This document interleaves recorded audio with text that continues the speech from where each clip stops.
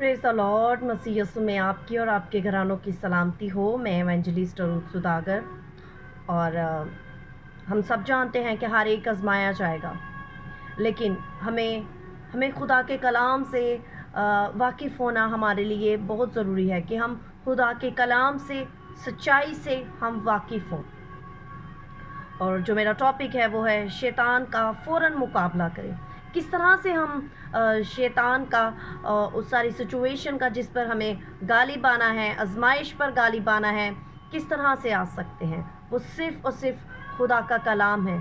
उसी की बदौलत, कलाम ही की बदौलत हम शैतान का मुकाबला कर सकते हैं और सारी आजमाइश पर, सिचुएशन पर गालिब आ सकते हैं। अगरचे हमारा फ़र्ज़ है कि हम हर आजमाने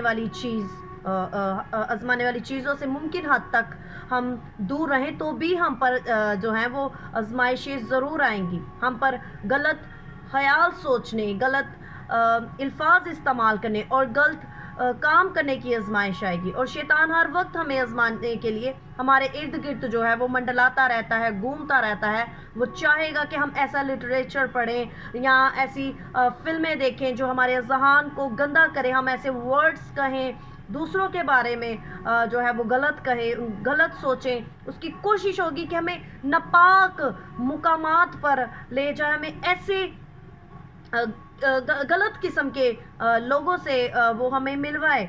लेकिन दूसरी तरफ जब हम खुदा के कलाम को पढ़ते हैं तो हम ये भी जानते हैं कि आजमाइशें खुदावंद यीशु पर भी आई, लेकिन उसने खुदा का कलाम का हवाला दे देकर शैतान को शिकस्त दे दी। लेकिन बागे अदन में क्या हुआ कि आदम और हवा ने इब्लीस के झूठ को सच मानकर वो करने का फैसला किया जो वो उनसे करवाना चाहता था।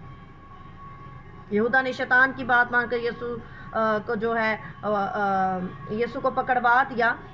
पतरस ने उसकी बात में आकर यीशु का इनकार कर दिया, यानी कि यहूदा ने शैतान की बात मानकर यीशु से गिरफ्तारी की। और अगरचे ये आजमाइशें हम पर भी आती हैं, लेकिन बाइबल में हमारे लिए एक शानदार वादा दिया गया है। और पौलुस रसूल फरमाते हैं, लिखा है कि पौलुस रसूल ने लिखा है, पहला कुरिन्थियों 10वां बाब 13वीं आयत में लिखता है कि तुम किसी ऐसी आजमाइश में नहीं पड़े जो इंसान की बर्दाश्त से बाहर हो, और खुदा सच्चा है, वो तुमको तुम्हारी ताकत से ज़्यादा आजमाइश में ना पड़ने देगा, बल्कि आजमाइश के साथ निकलने की राह भी पैदा कर देगा ताकि तुम बर्दाश्त कर सको। आमीन। ये हमारे दिल में खुदा का रूह है जो हमें शैतानी बातों से, शैतानी कामों से हमें नफ़रत दिलाता है।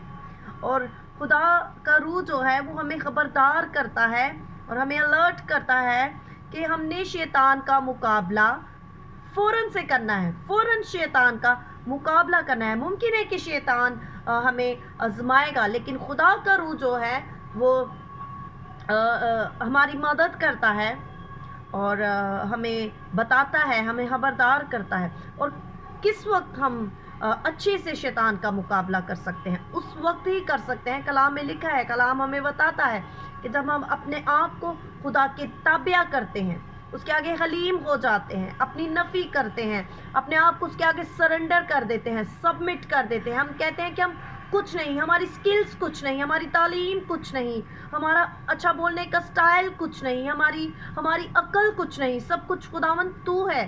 पाक रूह की मदद से, पाक रूह की कुदरत से, उसके कलाम की कुदरत से जब हम इब्लीस का मुकाबला करते हैं तो हम उस सिचुएशन पर गालिब आते हैं और फ़ौरन से हम कलाम के हवाले दे देकर इब्लीस का मुकाबला कर सकते हैं, जिस तरह से यीशु ने किया। क्योंकि यीशु हमारे लिए रोल मॉडल है। हमने यीशु को फॉलो कर रहे हैं और हमने जानना है कि किस तरह से यीशु ने शैतान का मुकाबला किया। हम भी कलाम के हवाले दे देकर इब्लीस का मुकाबला कर सकते हैं और इस सिचुएशन पर गालिब आ सकते हैं। और खुदावंद ने हमें इख्तियार दिया है, मुझे और आपको अपना इख्तियार जानने की, उसका अच्छे से इस्तेमाल करने की ज़रूरत है।